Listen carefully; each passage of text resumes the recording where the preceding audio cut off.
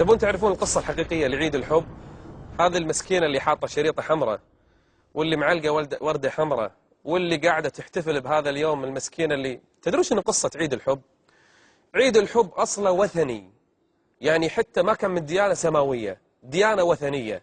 عند الرومان الإغريق كانوا يعبدون آلهة، مو إله واحد، آلهة كثيرة، وعندهم إله اسمه إله الحب أو إله الخصوبة كما في بعض الكتب التاريخية.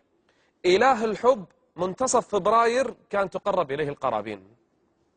ومبروك عليكم اللي قاعدين يشترون ورود ويحتفلون، مبروك عليكم الإله الجديد إله الحب. حتى قيل أن هذه الصورة صورة الطفل اللي بجناحين واللي شايل قوس، قيل أنه كان رمزا لإله الحب. هذا اللي معلقة الصورة ولا اللي قاعدة تحتفل، احنا نحب ما نحب، لا احنا راح نبين في آخر الحلقة ترى حتى الإنسان الطبيعي يحب، لكن في حب حلال، وفي حب حرام، في حب مشروع، في حب ممنوع، في حب ممدوح، وفي حب مذموم. أما اللي قاعدين يحتفلون بعيد الحب ترى هذا هو أصله. طيب الفالنتاين وين؟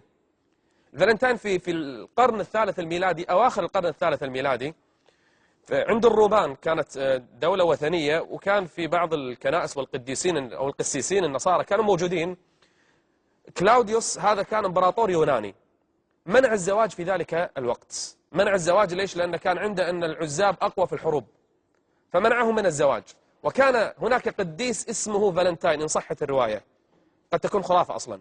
كان في قديس اسمه فالنتاين كان يعقد للناس سرا في الكنيسة، الاثنين بيتزوجون يعقد لهم. فلما اكتشف هذا الملك أسره وسجنه ثم ذبحه.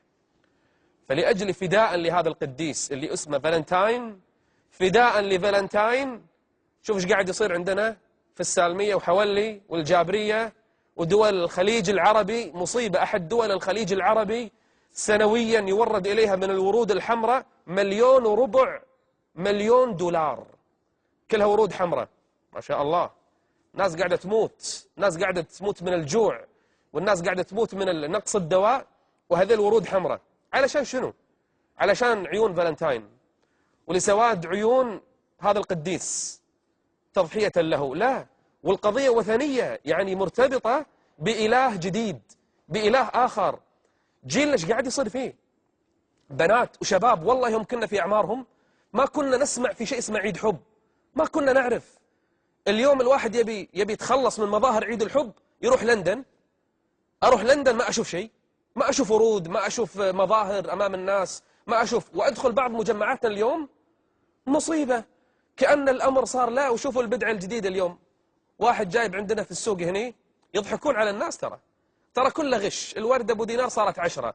جايب أرانب فرنسية، شوف أرانب فرنسية، ليش؟ إيش دخلها بعيد الحب؟ عيونها حمراء، يبي يقص على البشر. والله وين وكالات السيارات؟ خلي يبيعون يصرفون السيارات الحمراء، لأن في مهابيل كثير، وفي ناس سفهاء ما يعرفون شنو قيمة الفلوس. حاط حق الأرنب شريطة حمراء، ورزق المهابيل على المجانين. يعني للأسف صار عيد الحب والله قمة المسخرة. وهل تتوقعون مثل بعض الناس قاعد يكتب لي كتابات، يا ليتني قريتها عليكم، ليش أنتم تمنعون الحب؟ أنتم ما تبون حب، وهذا شهر الحب. ما شاء الله عليك، ما تعرف تحب إلا بهالشهر. وإذا كان الإنسان صادق خل يصرف حبه لزوجته، خل الزوجة تحب زوجها. هذا اللي قاعدين الآن الناس تعاني منه، أن جفاء بين العلاقات الزوجية.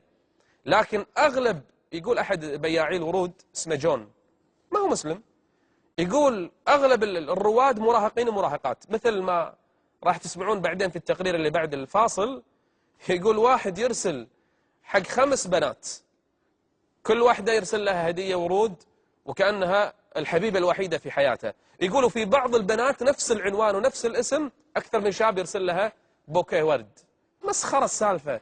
وكل واحد يبي يتعرف على بنات قال لي عيد حب، وكل بنت تبي تتعرف على واحد قالت عيد حب. هذا الأمر عيد الحب يرتبط بعبادة وثنية، إله من دون الله يعبد. اللي عاجبه عاجبه، واللي مو عاجبه ترى هذه قصة عيد الحب. ومن تشبه بقوم فهو منهم، ومن أحب قوما حشر معهم، ثم جعلناك على شريعة من الأمر فاتبعها ولا تتبع أهواء الذين لا يعلمون.